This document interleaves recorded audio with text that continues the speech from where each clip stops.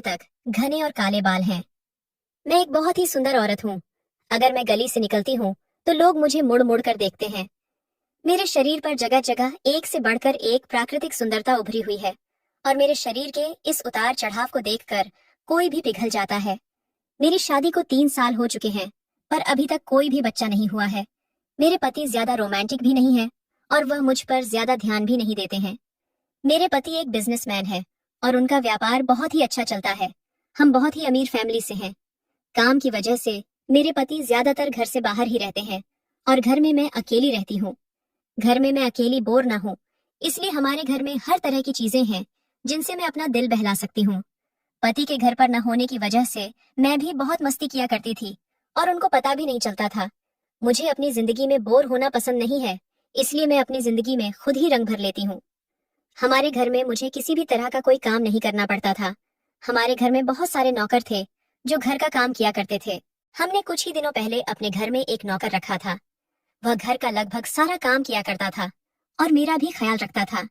अचानक उस नौकर को अपने घर जाना पड़ा, तो मैंने उससे पूछा, तुम घर जा रहे हो तो यहाँ का काम कौन करेगा, मेरी देखभाल कौन करेगा? उसने कहा, मालकिन आप चिंता मत कीजिए, मैं अपनी जगह अपने बेटे को भेज दूंगा। मैंने पूछा, तुम्हारे बेटे को घर का काम करना आता है क्या?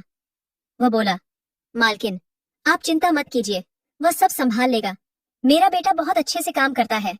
गर्मियों की छुट्टियों में उसका बेटा गांव से हमारे घर आ गया।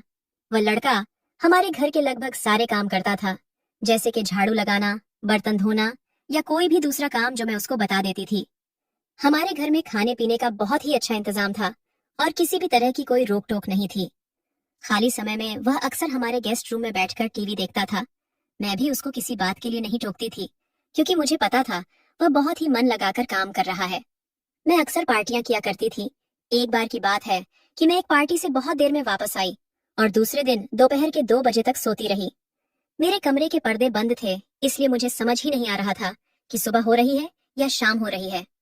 जब मैं सोकर उठी तो मुझे हल्का हल्का सर दर्द हो रहा था, तो मैंने अपने नौकर को आवाज लगाई और उससे कहा, मुझे 1 कप चाय लाकर दो। थोड़ी देर बाद वह लड़का मेरे पास चाय की एक ट्रे लेकर आया और मेरे बेड के पास खड़ा हो गया। वह मुझे घूर घूर कर देख रहा था। मैंने सोचा, शायद इसने पहले कभी इतनी सुंदर औरत को देखा नहीं है, इसीलिए इस तरह देख रहा है। मैंने उसकी तरफ ज्यादा ध्यान नहीं दिया। मैंने सोचा, अगर देख रहा है तो देखने दो, मेरा क्या ही बिगाड़ लेगा। मैं चाय पीने लगी, पर वह लड़का मेरे पास ही खड़ा रहा और मुझे उसी तरह देख रहा था। थोड़ी देर बाद मैंने उससे पूछा, क्या हुआ, तुमको कोई दिक्कत है क्या? उसने कहा, नहीं मालकिन। तो मैंने कहा, फिर यहाँ खड़े होकर क्या कर रहे हो?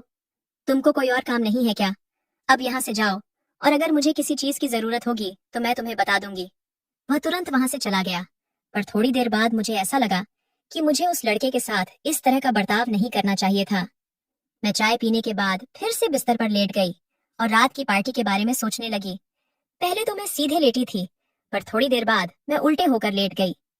उस नौकर ने फिर से दरवाजा खोला और कमरे के अंदर आ गया। फिर चाय का ट्रे उठाने लगा और मेरी तरफ देखने लग गया।